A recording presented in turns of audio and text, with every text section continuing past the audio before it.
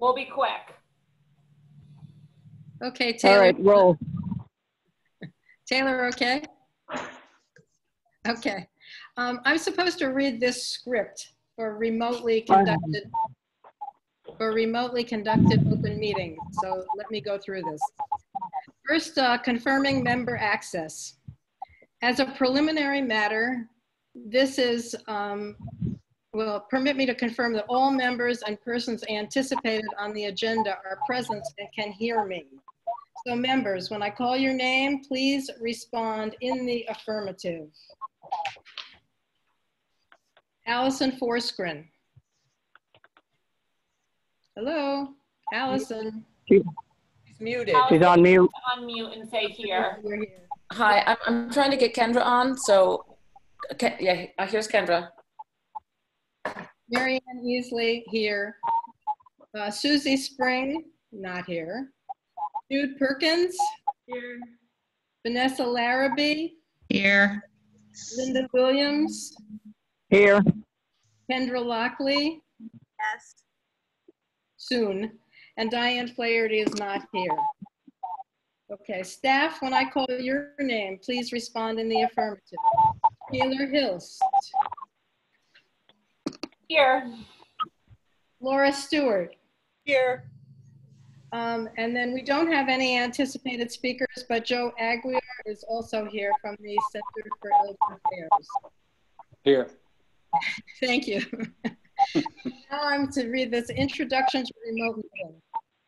Good afternoon. This open meeting of the Nantucket Council on Aging is being conducted remotely, consistent with Governor Baker's executive order of March 12, 2020, due to the current state of emergency in the Commonwealth, due to the outbreak of the COVID-19 virus.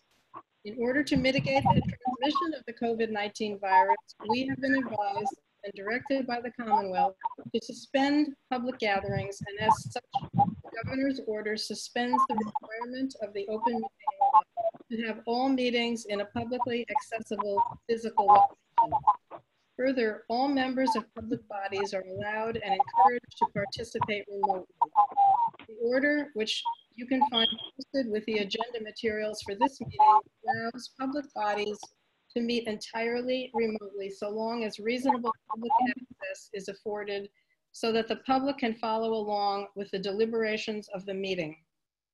Ensuring public access does not ensure public participation unless such participation is required by law. This meeting will not feature public comment. For this meeting, the Nantucket Council on Aging is convening by video conference via Zoom app as posted on the town's website, identifying how the public may join. And let me also mention this meeting is being recorded by the town of Nantucket, and it will be broadcast on the town's government TV YouTube channel after the meeting has been conducted. Accordingly, please be aware that other folks may be able to see you and to take care not to screen share your computer. Anything that you broadcast may be captured by the recording. About the meeting materials. All supporting materials that have been provided members of this body are available on the town's website unless otherwise noted. The public is encouraged to follow along using the posted agenda unless otherwise noted.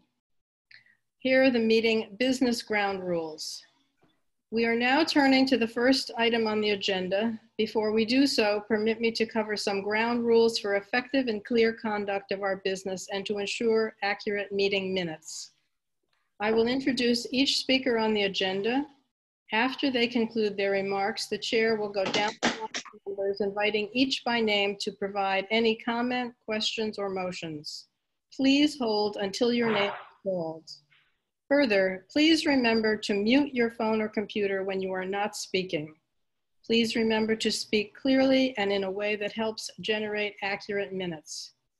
For any response, please wait until I yield the floor to you and state your name before speaking. If members wish to engage in a conversation with other members, please do so through the chair, taking care to identify yourself. Finally, each vote taken in this meeting, although we are not voting on anything, will be conducted by roll call vote, so we can ignore that. Okay, with that, I think we can go to the agenda. The first item on the agenda was the call to order, and the determination that we have a quorum, which we now do have.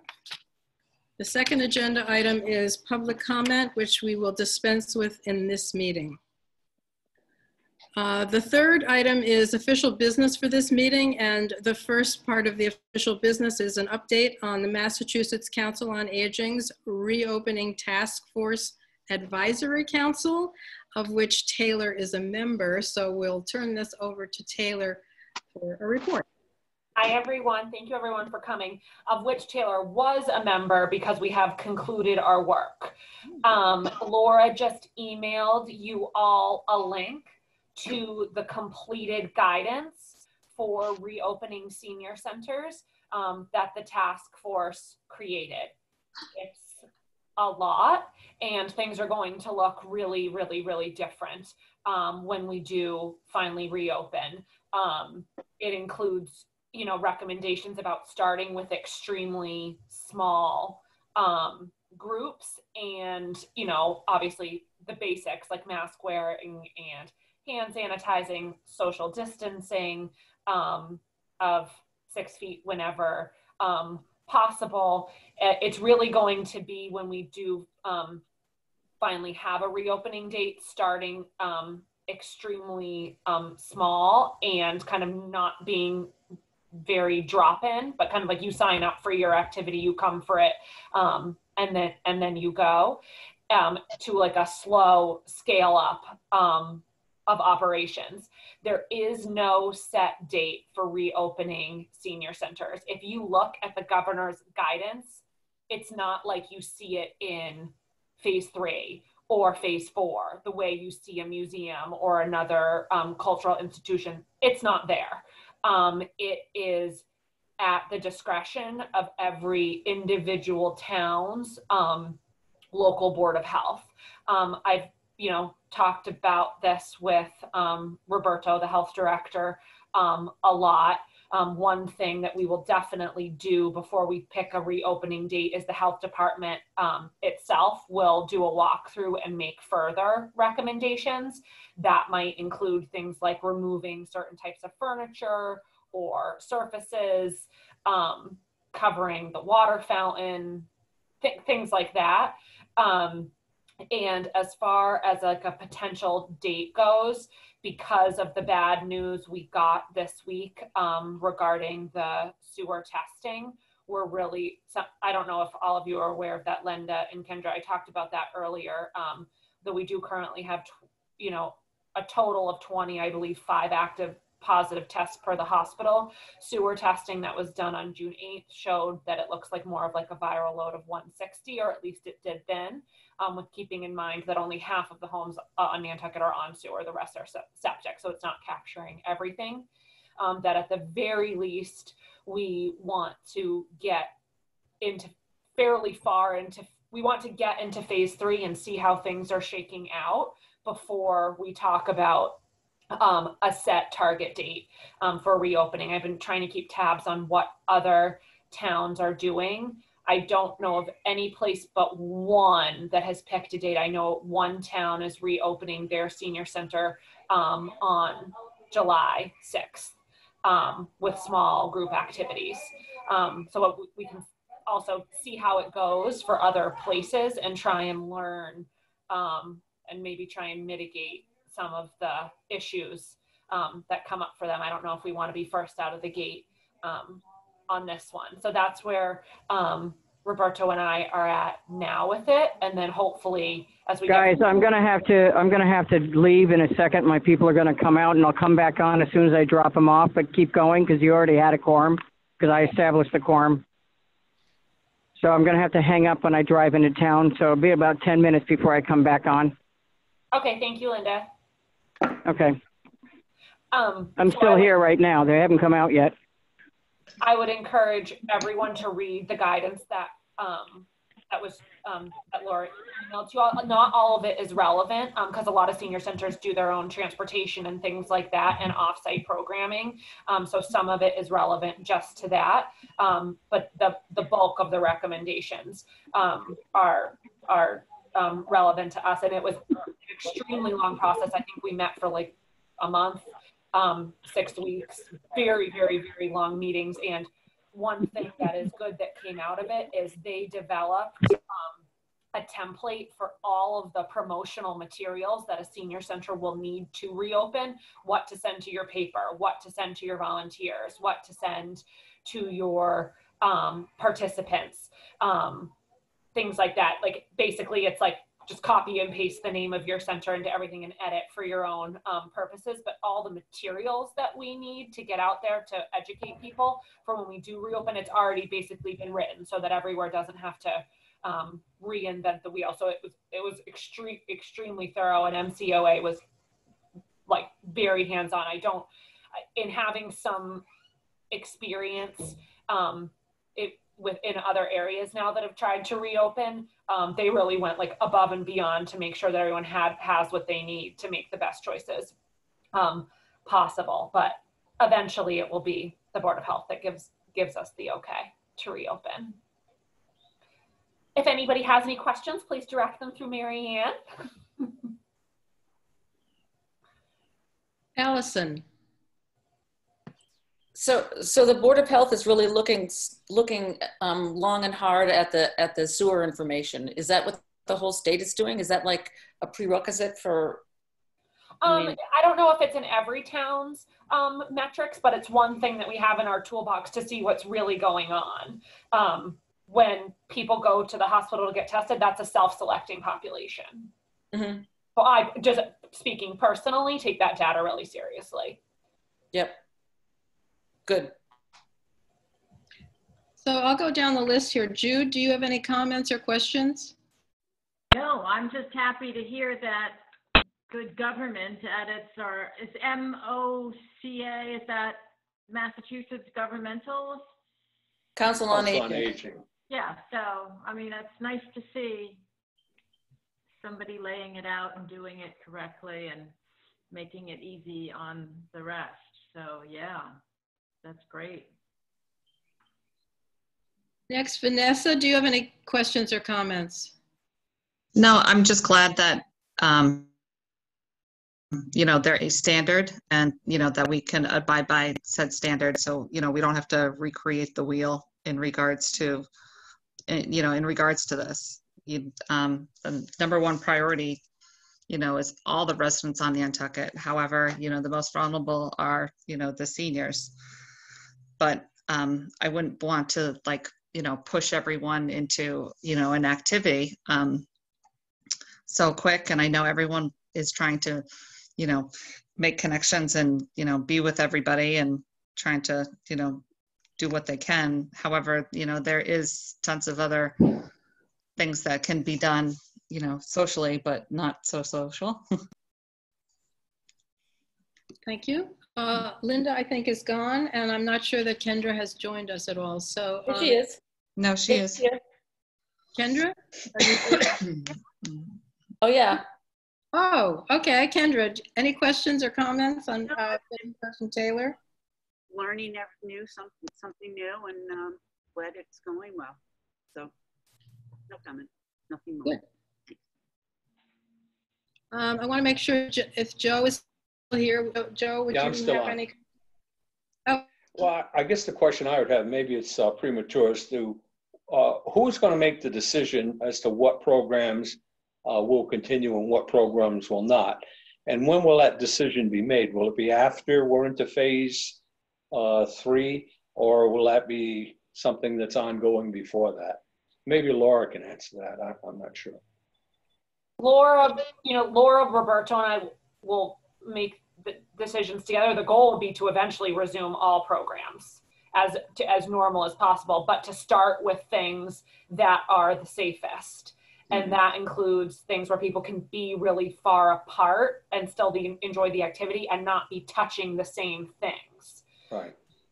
So that, in my mind, that is the most fun things, and things where you can keep your mask on.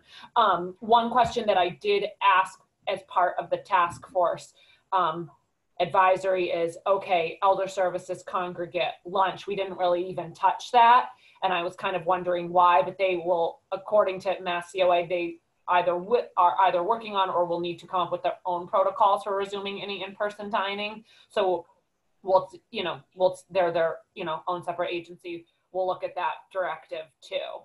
But basically, it will be like a start really small and then scale up to full programming eventually. But it will start with the things that you can enjoy without being near each other, and with leaving your mask on, and without touching the same things. Okay, but until we reopen, nothing is going to be done. No one can be in there now, right? Other than the employees. Laura will speak a little bit more to this, but we are doing virtual exercise classes, and we do allow the instructor by themselves to come in and in the great room by themselves and offer the class. So it's like as real as possible. But no, until we open for activities, nobody's going in there. We will open for, this isn't really COA, but we'll open the building for passport services well before we open for senior activities. We'll do that. We'll definitely do that early in phase 3. We haven't figured out exactly when yet, but that's something that we plan to resume sooner than everything else, by appointment only. Okay, the other question I have is, I heard from reliable sources, I hate to use that phrase, but I heard from reliable sources that the town is considering the use of the parking lot for summer parking. And the only concern I would have is, and we have no authority over that. That's their decision. They own the ground. But I would be concerned that it be a public parking lot only, and not because there are people in the building that have access to be using the laboratory facilities. I don't want it to be a parking lot and then a restroom. Oh no, the door is locked. Okay. No one can come in. And yes, that was a very reliable source. I was on that email. Yes, that isn't in fact the case. That was a recommendation from the Economic Recovery Task Force, would be that while the salt marsh is closed, people can park there as well, but people are not allowed to park there and then come in. They keep the door locked. It is not that's fine. A public. Yeah, that was my only concern. The parking is fine. That makes a lot of sense to me. Now, would that be parking for the day or overnight? Like the town lot, I would imagine, just during the day. No, I think it's intended for the people who want to use restaurants and other areas where they would have some place to park, because parking is limited, like in restaurants where they're using parking lots for outdoor dining and stuff like that. Is that noted anywhere for the public?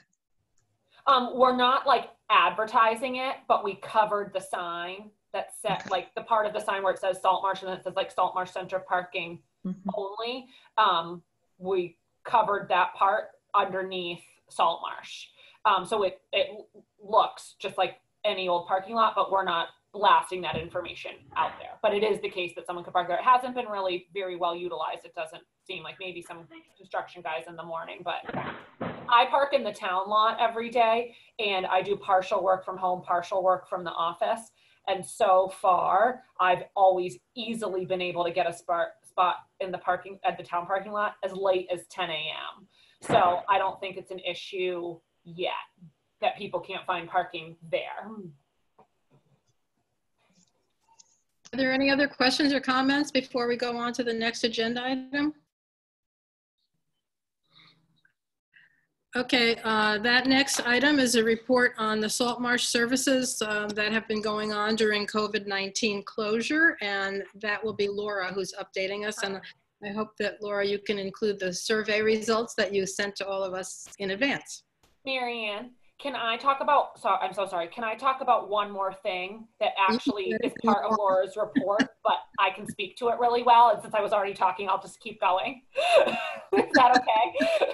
Yes. One of the programs that we ran are actually still running. It doesn't end until next week. During the height the shutdown and into the reopening, which is actually, Laura, I don't know if you feel the same way, but it's one of like my most favorite programs I've ever overseen in my entire life. It was just so wonderful. Is a senior meal delivery service to kind of augment the clients that Meals on Wheels couldn't take on because they have really strict criteria. And we did it in partnership with Sandbar or The Whale, who for the first couple of weeks just ran it out of their own generosity without any funding until we could get a funding source through the Community Foundation.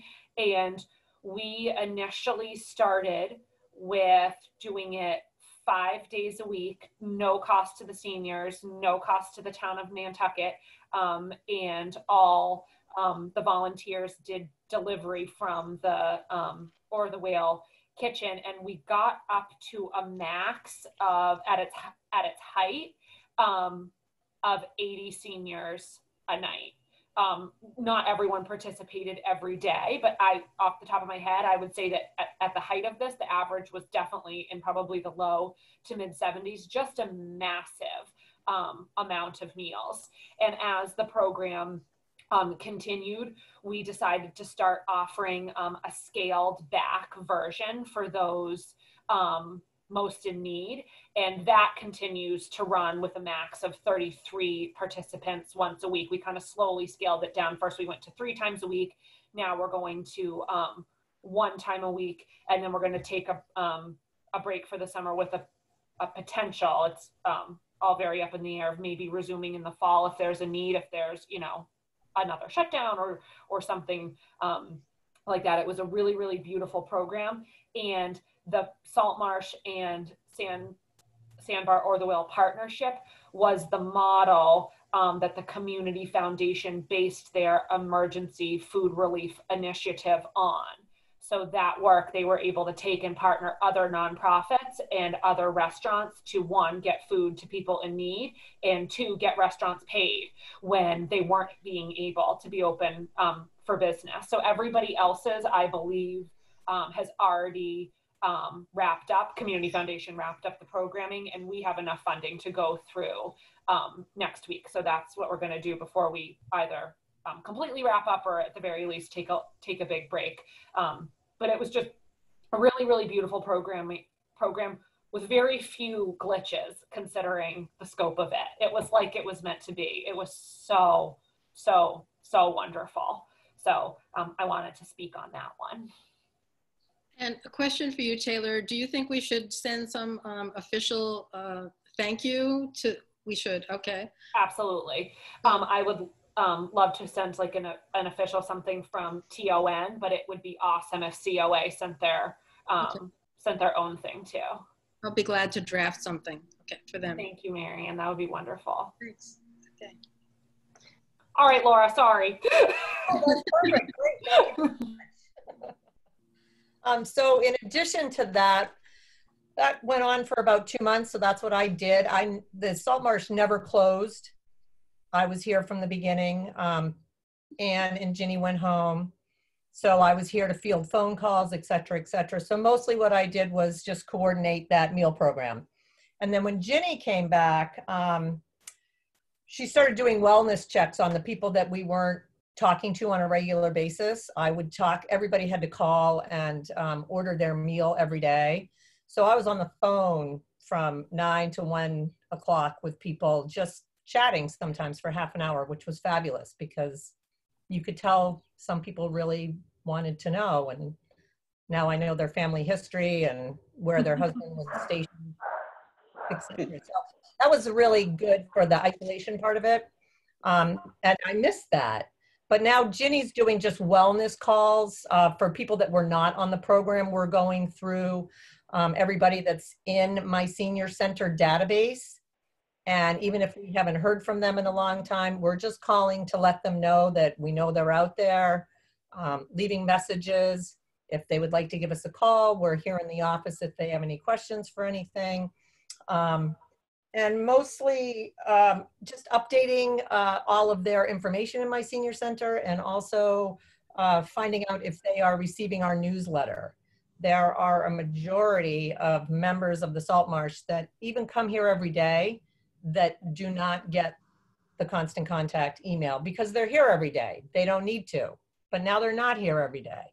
So we've added quite a few people to the email list, which is great because the more that we can get the word out for whatever information is a good thing. So the other thing that we were doing was delivering masks, or I wasn't, the fire department was delivering masks. I was just advertising it out to our members, and the fire department delivered 114 masks so far, and we're still getting requests because a lot of summer people are coming back. Taylor also delivered toilet paper that was donated from Rocky Fox. So we advertised that right at the beginning. You all remember, nobody could find toilet paper.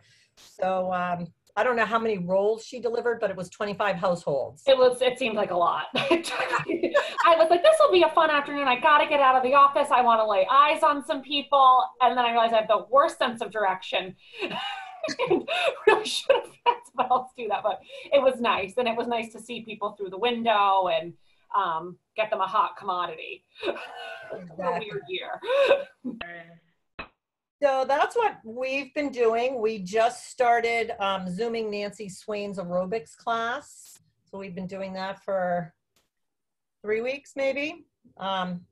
We have glitches here and there. We're teaching all of our Zoomers how to Zoom while they're Zooming.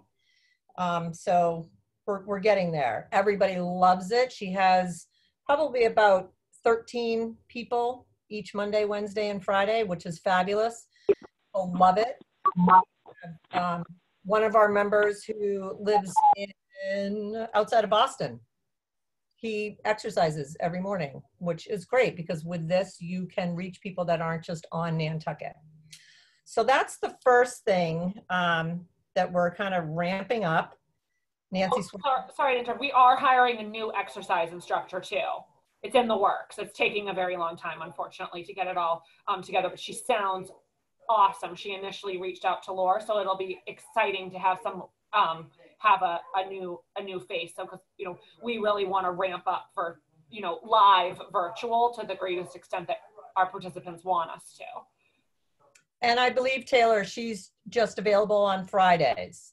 So when we do get that all up and going, she'll be doing kind of the 10 o'clock more heavy aerobic class at 10 on Fridays. I'm hoping that when the Great Harbor Yacht Club closes for the season, which is where she's also working, we'll be able to get her for a Monday, Wednesday also, and just have something that's going to happen every Monday, Wednesday, and Friday, I guess. So we're going to start with the Friday. Hopefully everybody likes her.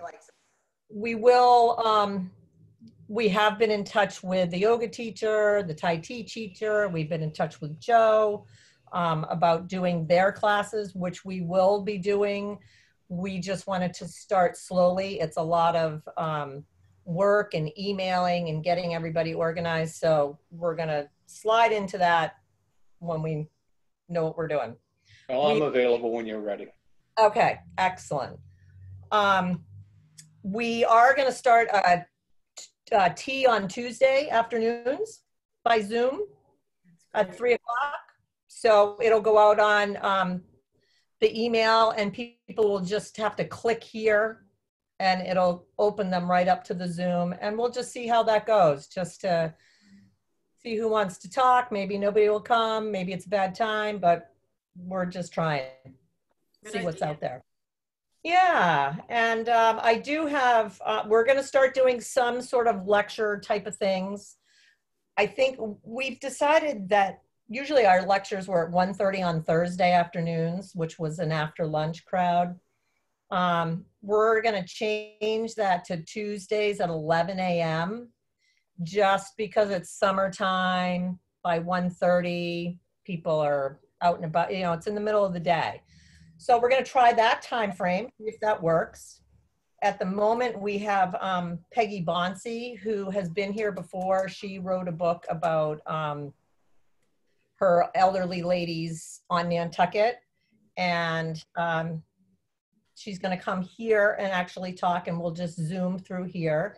And then I've also been in touch with Alice Townsend, who is a nutritionist, who was going to do a monthly program before all of this. And she is willing to do a monthly Zoom program about seniors and nutrition.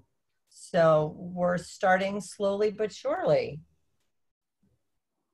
And that's kind of where we are.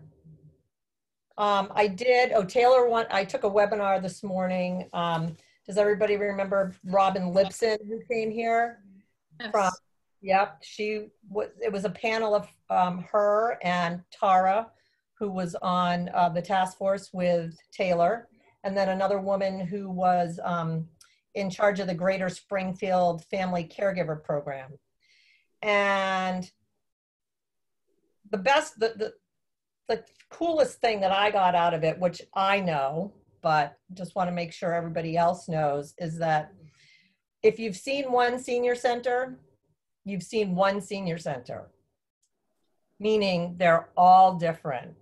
Their services are different, their activities are different, who owns it is different. It's so completely, and so that just goes back to what Taylor was saying, that each community in each town is going to open up when they think it's their community is ready. So I just thought that was a cool sentiment. And you should go on to their website, not necessarily just the link that Taylor sent, but there's a lot of other information on the MCOA online website that is great for everybody to know. So that was very cool. They would taped that. It'll be out next week. I will send that to everybody so they can listen to it. It's an hour long. It was very interesting. And I think that's it for now. Any questions? That's a good report, Laura. Any questions or comments from anybody? Laura, do you want to go through the answers to the survey? Well, that's why I sent it, so I didn't have to Just go through the answers, because there's a lot there. I think Alex has a question too. So basically, would you participate in virtual classes? 51 said yes, 16 said no. There were a few other people that said I had grandchildren coming, whatever. So basically, people want that. I have a quick question in regards to that. X said yes, Y said no. Is it because was the question just yes or no, or is it because they don't know how to use more than, just email or? One person I think did say, I'm not interested. So yes or no, probably maybe yes on TV18 because of health issues. I think it's a good idea. Yes, but not at this time. Grandkids are here. Probably not, but might try. So basically it was a yes. Well, how many of those people do you think don't have internet connections or have trouble, don't feel comfortable going online? I mean, there were a couple of people who said that they don't Zoom, but is it because they don't know how, or because they don't want to, or because? I don't know. Yeah, I think that's important to make sure everybody has a high-speed internet connection that wants one and a device to utilize it with. Mm-hmm. Well, that's a tough one. Yeah. No, it's not. Well, I mean, it costs money. No, they're giving them away. I mean, I know that the Island Home received several on some program. Chromebooks are not expensive, but we need to see how many people need it, and then see if we can address that with hardware and support. I know that the public school also had something where, all the kids got a Chromebook, and then they all had access to the internet, but like at a pro rate. So I know Comcast does a different rate for seniors. Yeah, they definitely do. But that might be one of the lessons that we're going to have to do as programs are brought back into the Saltmire Summit to give people confidence in not necessarily teaching them, but giving them confidence in using Chromebook or Zoom or so forth and so on. I mean, you know, we have a computer lab there, but I think technology is a little beyond, quite a bit beyond that already. And maybe those people need training for the confidence to do it. I know that for my church, when we started having our Zoom services, I would call people and go over how to hook up and get dialed in on the telephone while scheduling a meeting, and got a, you know, there's a 101-year-old lady in a nursing home in Connecticut that was able to get on and joins us every week. So, you know, I think that we're the people in the community who would make that effort or coordinate how to get it done. So, Laura, maybe while we still have SurveyMonkey, a technology specific survey that asks about nothing else other than, do you have a device on which you could access Zoom or some type of video conferencing, and yes or no, and then do you feel comfortable using it? We can give you a tutorial if you don't. Right. Two separate issues: the people that have it and don't know how to use it, and the people who don't have it. And one's a cheaper fix than the other, but they're both important to address. And just to add, Laura advertised the library's Zoom class, which I took, and most of the participants were seniors. So it was very easy, and I think the library would be happy to do it again, and I think they'd also be happy to do one-on-one. I know that Frank and Mary did a segment on Zoom calls. So there's something on Channel 18 with Arthur Cromartie, and that also is a Zoom instruction that could be sent in the Constant Contact or whatever. So there is a link to a Frank and Mary show that helps with that. Here at Sherburne, we do Zoom bingo. And so like the first couple of days that we did it, you know, the link was sent out, but then, you know, all the directors were up and down and around trying to make sure that everyone logged on correctly. And it's great. You know, now we have anywhere from, you know, 6 to 10 people, and the Zoom bingo is a hit. That's awesome. That's really good to know. You saying library reminded me of something, a program that we tried really hard to get off the ground. It kind of fits under the fold of unmet needs. We tried very, very, very hard to get a program off the ground. We got a ton of volunteers signed up for it, thinking that it was going to be a big hit, where volunteers were going to do purely social phone calls to seniors and or read to seniors that had eyesight issues. We could not get a single person to sign up for it.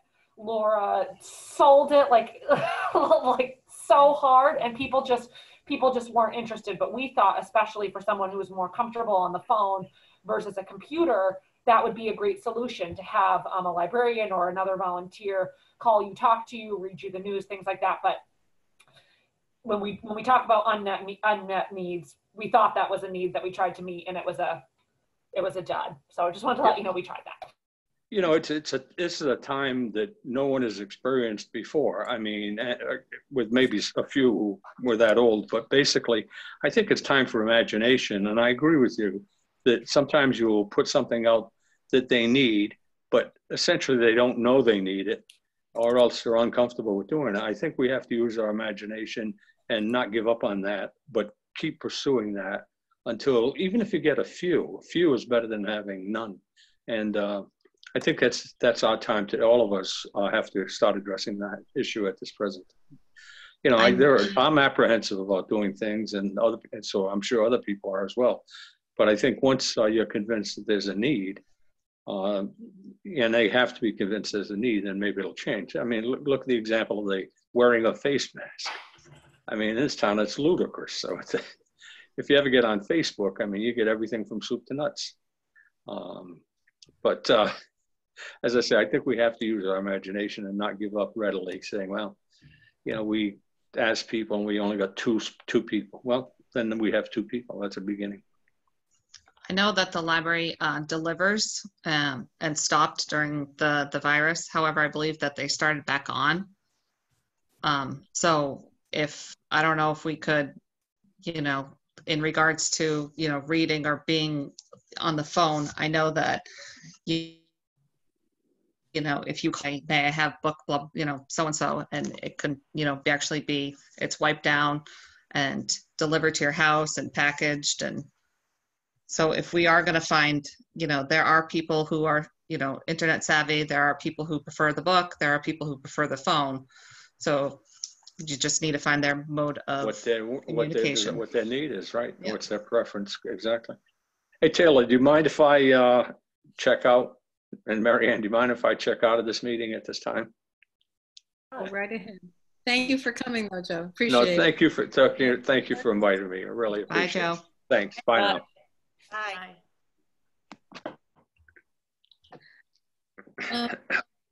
The last thing on the formal agenda was a discussion of unmet needs of Nantucket seniors. And I think we've already talked about some. One is taking it on to make sure that everyone who's a senior who wants technology can get access to it, and then training to use it successfully. So that certainly is something that we can take on as the Council on Aging. And then also continually asking people for their needs and trying things out, which I think that Laura and Taylor, you're both doing. So what Joe suggested about keep trying things, and if you get one person or two people to start, maybe we can get more people interested down the road. And people have different ways of wanting things. So maybe we can satisfy all of their various ways of doing that. But I want to make sure that anybody else who has any other suggestions of what we might do to meet seniors' needs while we're still all kind of shut down, please. I do. No, Allison. What? Go ahead. So, so Taylor had one memory cafe before things shut down, and the preparation and the location and the publicity around that were all great. We only had one couple show up, which for the first one wasn't really that bad, but it was a wonderful start. There is a thing called a percolator. Taylor, do you get those? I mean, I'm just wondering if there's any way we could, because I know that there are people back on the island right now. And I think to pay attention to people with, dementia and Alzheimer's is something that as a Council on Aging, we really have to talk about every meeting. How are we addressing the needs of the people that, whose families are so caught up in caregiving that they can't even, because I have people call me. So it'd be great to think about that. And I'm just wondering, what do you think? Any chance of the memory cafes being done virtually? We could do it would have been so nice to have had. We can certainly try. It would have been so nice to have gotten it more off the ground and to have had an invested group of people that were already there. Maybe a place to start I know you emailed them about, of course, in the advertising for the one and only in-person one, which even though it was so poorly attended, was so beautiful. Maybe the ALZ meetup, if you still have that email list, to do like a temperature check, like, hey, would you be interested in a virtual memory cafe? Okay. And see, and either forward me the response or you and I can touch base on the phone and see. Okay, great. I would think that would be the group that we would pull from. Yep. And there have been a couple of new people that I could add to that. So that would be awesome, because it seemed like leading up to the Memory Cafe, there was a lot of interest, a lot of people who said they were coming. And then it was kind of when Corona was on the horizon. So I don't know if that's what kept people home, or it seemed like it was a good day and time, but if it's virtual, it could be any day and time. Wasn't it March? It was like the week before the shutdown, or 2 weeks before the shutdown. Yeah. It was very early March.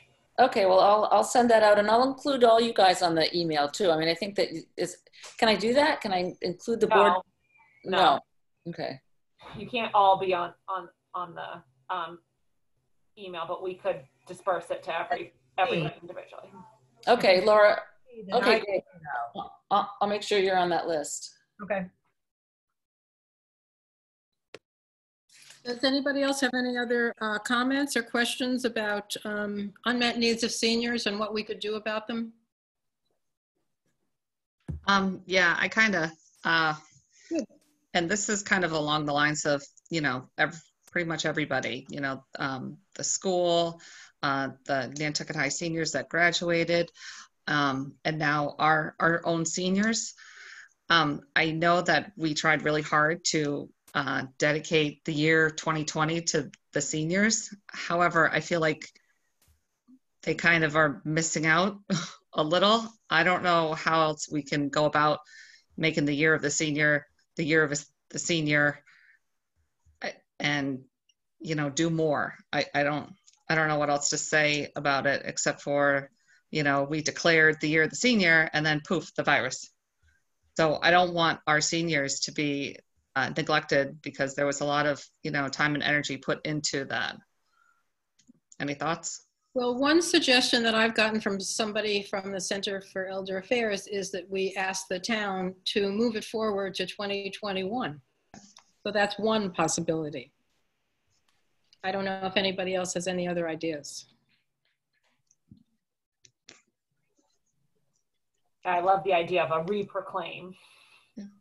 Of a what? Of a reproclamation. So I'm not sure that, I mean, this didn't make it on the agenda, but I was working with Marguerite Davis, who's a summer resident, about bringing a nationally known speaker to the Great Harbor Yacht Club who was willing to, I mean, they were willing to sponsor a lecture and then there was some Alzheimer's group from off island who was going to pay for the travel of this guy coming from Minnesota and Mayo Clinic, who's a major researcher. So that went down the toilet. But then she was in touch with me last week and just said, do you think it could be done virtually? And I said, you know, if it does, we have to start working on it right now. And we're going to, in order for it to be worth this dignitaries, you know, this incredibly well, you know, national speaker who'd stop back on his, you know, we'd really need to have some help getting the word out, because to sponsor something like that and have 20 people maybe show up is embarrassing. So I sent along some ideas to her about, you know, she knows all the, you know, clubs, but so that was going to be a year of the senior thing. And so I don't know if we want to try to save that for next year or if that's something that we could get behind supporting if it were to happen this summer or fall. I think doing that virtually would be amazing. And we can definitely help with the promotion side of things through Constant Contact. And then I can certainly ask, and I don't see why it would be a no to have TON social media promote it too. They, at this point, because of COVID, they have a lot, the TON social media, like Instagram and Facebook, has a lot more followers and a lot more action on our website than it ever did before. So we can certainly help on that end. But that would majorly get, you know, the seniors to use their computer, correct? Like, you know, Laura just put out a nice survey of, would you do this? Would you do that? Would you do this? Would you do that? And it's yes and no, but to do this virtually, you know, the main focus would be to, you know, the audience to be the seniors as opposed to, you know, the rest of the town. However, it's the rest of the town that is up and online. You know what I'm saying? Well, I mean, you know, are you talking about specifically this Alzheimer's meeting? But just like in general, like so if we are going to, you know, do the Alzheimer's, it should be, you know, the people who were supposed to be there face to face are really the ones that we should handle and tackle to say, okay, we're now going online. This is how we do it, you know? Yep. That's what I mean. And it could be, I mean, there's an Alzheimer's family group on the Cape that is just doing an incredible job with their group and their caregiver group and stuff. And they have several, so Teepa Snow, I know I talk about her all the time. They're sponsoring a webinar with her for their annual meeting that's going to be completely online. So I think they're really dialed in about and have a huge network of people. And, you know, if we needed to join forces, I'm always excited about having other people in other communities involved. Not that, you know, because we can't go drive there and visit their stuff. If we could figure out a way to, you know, I avail myself of the CAPE groups, Alzheimer's things, because I'm on their mailing list. But if we could do it more generally, and maybe invite them and, you know, work with them on things. I mean, I just think that would help a lot, because we have such a small population, and it's very disappointing when you get a program ready to run and have volunteers and then to have no one show up. So, you know, there's still a stigma on Nantucket about dementia and Alzheimer's. I mean, I know someone whose mother, you know, I mean, she has no idea what to do with her. No idea.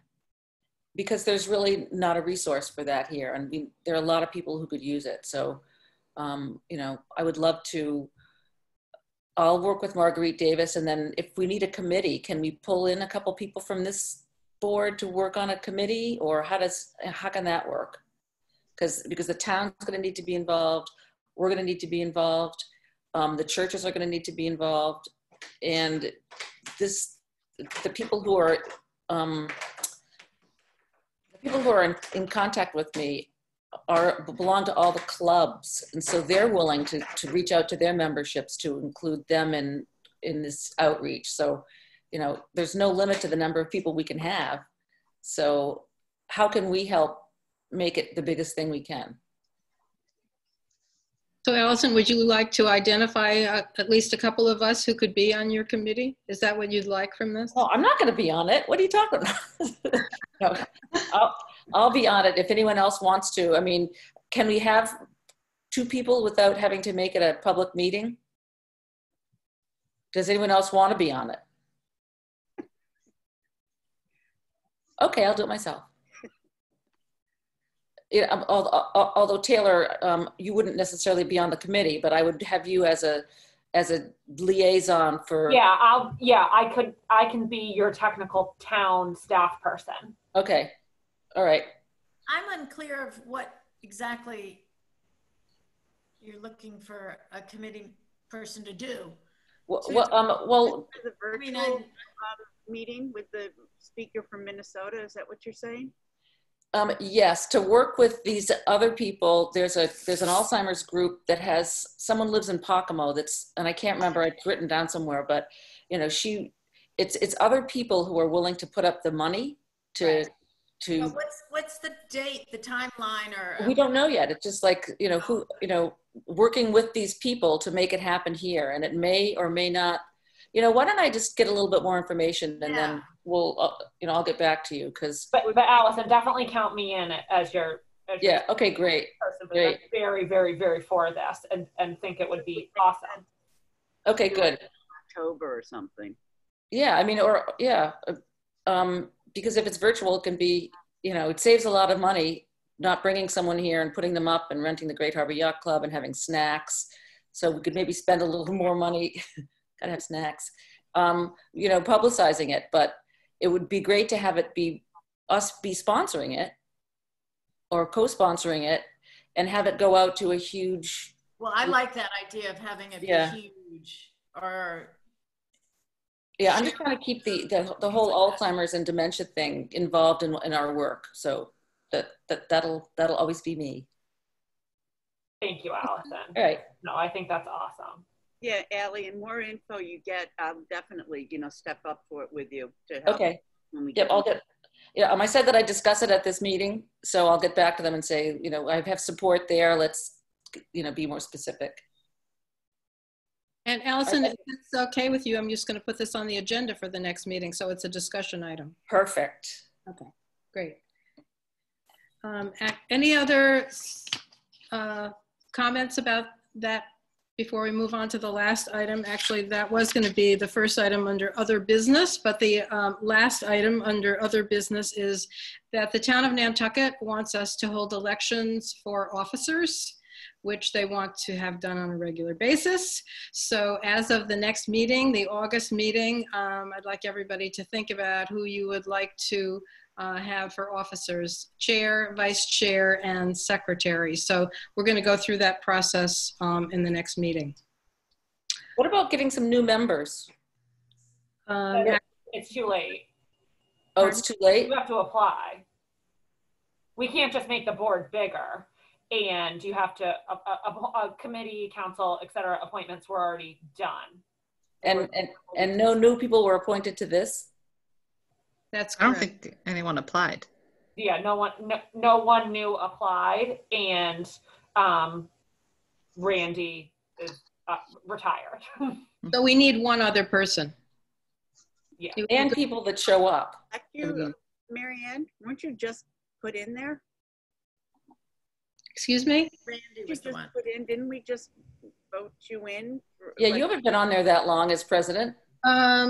Even, this is what they would like. They would like to have regular turnover and regular elections. So that's just the town. So I think Here? process, definitely. Well, we'd like to have more members. That's what I have to say about that.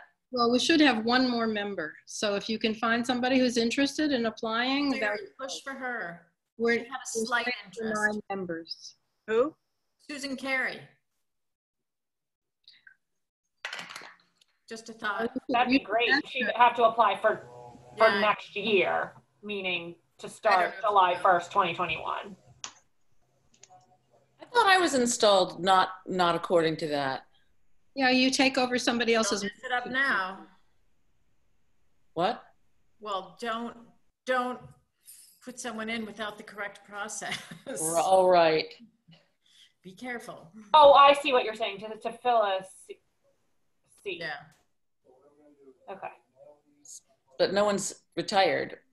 Anyway, we'll work on that. Well, Anyway, no one applied for Randy's seat is the long story. Okay. Well, with that, I think since there's nothing else on the agenda, we can officially adjourn this meeting. And we already have the first Wednesday in August at 1:30 for our next Zoom meeting. We're already on the agenda. Mary Ann, do you want to ask someone to make a motion to adjourn? I move that we adjourn this meeting. A second. All right, bye. So we Who met second? You all. August Jude 5th? did. Thank August you. 5th? Okay, thanks, everybody. Bye. Bye. Bye.